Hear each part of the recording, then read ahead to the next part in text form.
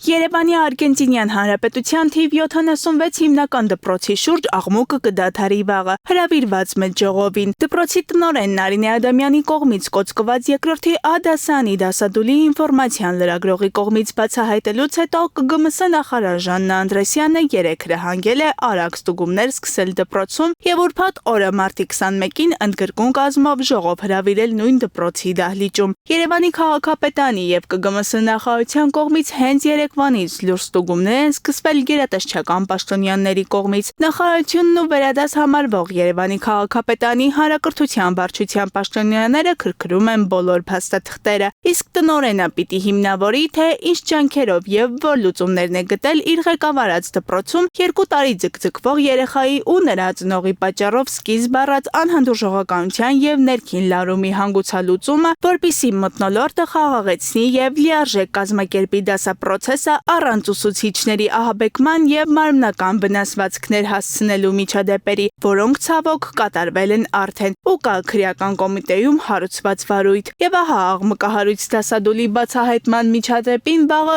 լուծում կտրվի։ Երևանի քաղաքապետարանի ԿԳՄՍ նախարարության կենտրոն վարչական շրջանի պաշտոնյաների եւ ծնողների մասնակցությամբ հրատապ հրավիրված քննարկմանը վաղը մարտի 21-ին նախարարությունը կոշտ է տրամադրված։ Եվրամեդիա 24-ին ԿԳՄՍ նախարարությունից հասած տվյալներով հանդիպման գլխավոր օրակարգը լինելու է ոչ միայն խնդրահարույց երեխայի այդ դպրոցում երեխայի ապագայի որոշումը, այլ հենց դպրոցի տնօրենի Նարինե Ադամյանի պաշտոնանկությունը կա օրակարգում։ Այդպիսով Ժաննա Անդրեսյանը մի ձեռքում 2 ձմերուկ կբռնի, կվերացնի ծնողների դժգոհության պատճառը եւ կազատվի իր իշխանության համար այդքան ատելի, այսպես կոչված նախկիններից մեկից։ 2010 թվականից Երևանի թիվ 76 հիմնական դպրոցի տնօրենի աշխատող Ադամյանից։ Իդեպ վերջինս տարբեր զինվորական պաշտոններ զբաղեցրած զինված ուժերի գլխավոր շտաբի պետի նախկին տեղակալ գեներալ լեյտենանտ Հայկազ Բաղմանյանի կինն է։ Հիշեցնենք, որ դասարանի աշակերտներից մեկի ծնողը նշել էր, որ այդ երեխան տերորի է ենթարկում բոլորին իր պահվածքով, իսկ երեխայի մայրը, որը մի անգամ արդեն ծեծի է ենթարկել նույն դասարանի ուսուցչին եւ հայտնվել իրավապահների ձեռքում, սպառնում է թե